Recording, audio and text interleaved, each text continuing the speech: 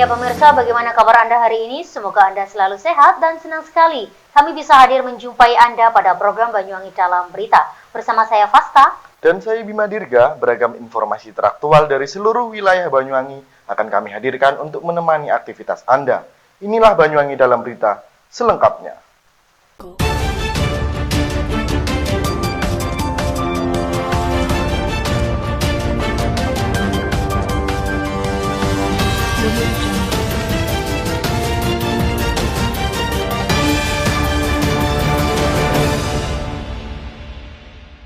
Ya pemirsa, kita mulai berita hari ini. Belasan tiang listrik yang berada di ruas Jalan Wiroguno Desa Dasri, Tegal Sari mulai dipindahkan. Petugas UP3 PLN Banyuwangi mulai memasang tiang baru. Akibatnya, arus lalu lintas menuju jalan alternatif penghubung 3 kecamatan tersebut ditutup sementara sampai tahap proses pengerjaan selesai.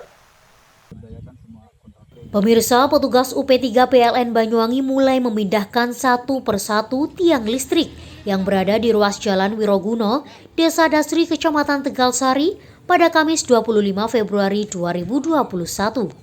Rangkaian kegiatan ini setidaknya memindahkan 12 tiang listrik, terutama tiang listrik yang berada di tengah jalan alternatif penghubung 3 kecamatan tersebut.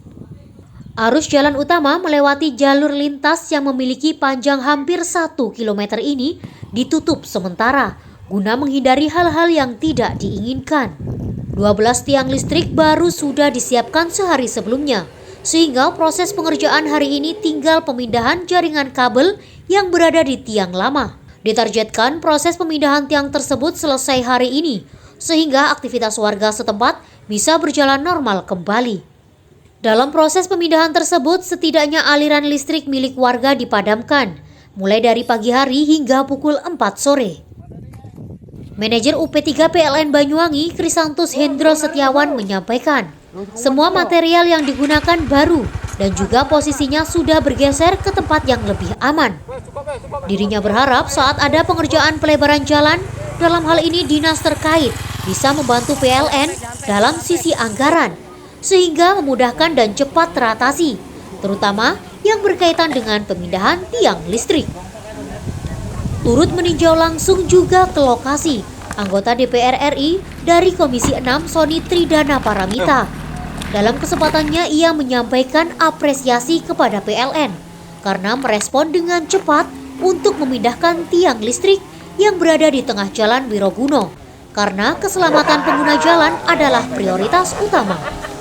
Setiap tiang yang dipindahkan ada petugas yang ahli di bidangnya guna mempercepat proses penyelesaian pemindahan tiang tersebut. Dirinya berharap adanya sisi kemanusiaan dari pemerintah Kabupaten Banyuwangi dengan langsung mendatangi keluarga korban kecelakaan. Seperti diberitakan sebelumnya, akibat adanya tiang listrik yang berada di tengah jalan Wiroguno, seorang pengendara motor asal Kabupaten Jember harus merenggang nyawa dikarenakan menabrak tiang listrik tersebut. Pertama saya mengucapkan terima kasih banyak kepada PLN yang telah merespon secara cepat. Saya kira PLN mungkin sama pandangannya dengan saya, keselamatan masyarakat, keselamatan pengguna jalan adalah hal yang utama. Karena sekali lagi, saya awal ketika saya tahu posisi ini, perkiraan saya memang bukan tugas PLN. Ya harusnya sejak awal pengampu pembangunan jalan ini PU Cipta Karya yang harus memikirkan itu. Cuma kan karena sekali lagi PLN menganggap ini keselamatan masyarakat pengguna jalan jauh lebih penting, akhirnya bergerak dan saya janjiin hari ini dalam waktu berapa jam kira-kira nanti. Pokoknya dalam waktu sehari harus selesai. Tadi saya lihat memang setiap di atas tiang yang dipindah itu ada orang, itu teknis untuk mempercepat itu. Jadi tidak terlalu mengganggu masyarakat nanti. Begitu sore malam nanti sudah kondisinya seperti sudah normal lagi karena semua sudah selesai. Jadi sekali lagi kita patut memberikan apresiasi. Kalau ada masyarakat, netizen ngomong PLN itu gimana, ini bukan salah PLN. Saya tidak dalam kapasitas menjawab itu, tapi saya kira kalau ada yang mau gugat itu hak mereka. Tapi setahu saya kayaknya keluarga korban sudah bisa menerima itu. Tapi ada baiknya dari sisi kemanusiaan, Pemkab misalkan ke sana lah menyampaikan. Kalau saya yang bisa saya lakukan kemarin saya hanya ikut melakukan ikut berduka cita. Kebetulan saya kemarin dari Surabaya sebetulnya mau mampir ke Jenggawah situ, karena yang saya tahu alamatnya di sana tapi saya tidak lakukan. Tapi harapan saya ada sisi kemanusiaan yang harus dilakukan. Nah itu memang kita dengan opsi bahwa semua material adalah baru. Nah di sini kita mengganti, kalau kita melihat di belakang saya ya, ini tiang-tiang semua baru ya. Nah ini nih sudah baru, cuma memang yang lainnya masih kita pindahkan dari yang lama. Dan kedepannya memang kami harapkan pada saat misalnya ada pekerjaan-pekerjaan pelebaran dan lain sebagainya, ya harapannya mungkin pihak yang memperkerjakan jalan ini bisa ya sedikit banyak membantu PLN dalam sisi anggaran untuk pemindahannya, sehingga memudahkan dan cepat teratasi. Kemarin kalau informasinya sekitar 12 tiang yang kita geser seperti itu. Kalau bisa hari ini kalau saya melihat mungkin sedikit lagi ya, tapi kita akan pastikan memang jadwal padam itu sampai jam 4. Tapi saya rasa tidak sampai jam 4 itu sudah selesai. Dari Banyuwangi, Jawa Timur, Eko Purwanto, Banyuwangi 1 TV melaporkan. Kita beralih ke berita selanjutnya pemirsa.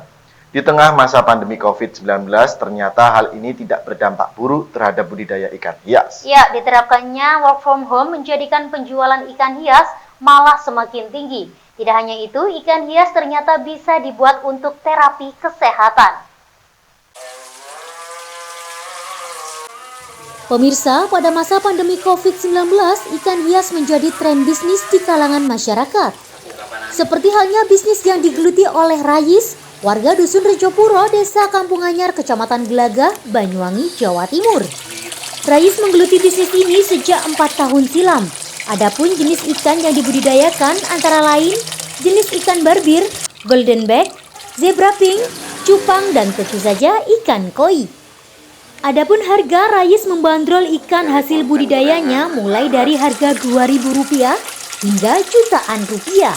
Hal ini tergantung jenis ikan serta ukurannya. Terus terang kalau dengan adanya pandemi itu permintaan semakin meningkat, Mas. Karena di musim pandemi itu banyak warga Banyuwangi khususnya itu membutuhkan kesibukan karena sudah jenuh di rumah. Jadi mereka membuat kolam, beli ikan, ada juga yang membuat akuarium. Jadi karena kita kebetulan di sini ada beberapa jenis ikan, ya banyak masyarakat Banyuwangi yang datang ke kampung kita untuk membeli ikan. Untuk ikan hiasnya di sini ada dari mulai dari ikan konsumsi seperti nila, sidat, ada juga ikan hias kolam koi, terus ikan hias akuariumnya ada cupang, berbir, niasa, ada golden black, lemon, ada ikan pembersih kaca, dan banyak Mas di sini. Untuk harga kisaran dari Rp2.000 per ekor sampai ada yang 50 untuk ikan hias akuarium. Kalau koi mulai dari 2.000 sampai jutaan kalau koi. Ikan terapi itu saya menggunakan ikan terapi yang multi, jadi selain untuk terapi kepada orang-orang juga untuk pemakan kutu koi. Itu namanya ada yang niasa, juani, Sumatera. Lemon juga bisa digunakan untuk terapi ikan. Kaviat. Selain budidaya ikan hias, warga asal Dusun Rejopuro ini juga mengembangkan wisata sehat, yakni wisata terapi ikan. Meski di tengah pandemi COVID-19, Rais mendapat banyak konsumen yang ingin membeli ikan ataupun hanya sekedar untuk terapi ikan. Aku membaca sekarang. Dari Banyuwangi, Jawa Timur, Kiki Hidayat, Banyuwangi 1 TV melaporkan.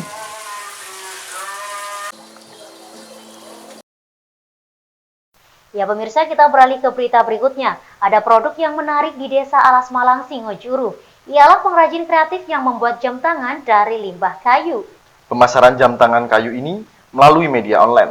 Namun dampak pandemi COVID-19 ternyata membuat omset dari pengrajin kreatif ini menurun. Pemirsa, kebanyakan jam tangan terbuat dari besi, stainless, ataupun plastik. Namun, Apa yang ada di benak Anda jika jam tangan ini terbuat dari limbah kayu?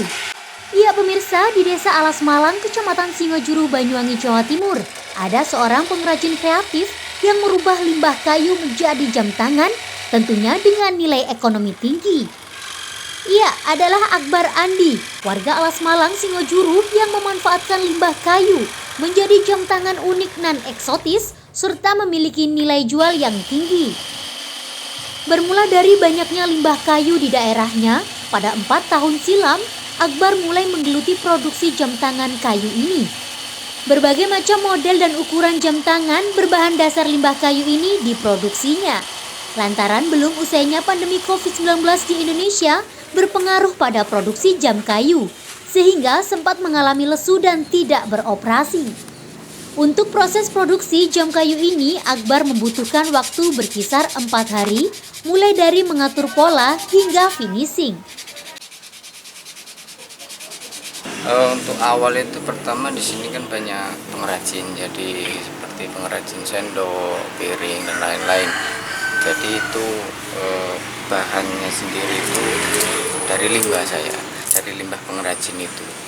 Dan untuk ide pertama itu saya lihat di YouTube, jadi kemungkinan bahan limbah ini bisa diproses lagi. Satu piecesnya maksimal 4 hari. 4 hari selesai. Iya. Biasanya 1 bulan habis berapa Pak? Kalau 1 bulan biasanya itu ya sekitar 10-15 piecesan. Lokal ada, dari luar kota juga banyak, tapi yang lebih banyak itu dari luar kota. Dari luar kota, dari kota mana sih Pak? Ada dari Jakarta, Bandung, Semarang, Sulawesi juga pernah, Kalimantan. Kalau harga 350 sampai 450. Sementara itu dalam hal ini Akbar mengatakan bahwasanya dirinya memproduksi jam-jam ini bermula sejak 4 tahun silam. Akbar juga menambahkan bahwasanya untuk pemasaran produknya dirinya memasarkan melalui online. Untuk harga, Akbar membandrol mulai dari Rp350.000 hingga Rp450.000. Dari Banyuwangi, Jawa Timur, Kiki Hidayat, Banyuwangi 1 TV melaporkan. Ya pemirsa, berita tadi sekaligus menutup perjumpaan kita pada kali ini, dan jangan lupa untuk tetap patuhi protokol kesehatan yakni 3M, memakai masker, mencuci tangan, dan menjaga jarak. Saya Fasta Dan saya Bima Dirga, serta kerabat kerja yang bertugas pamit undur diri. Jaga kesehatan dan sampai jumpa.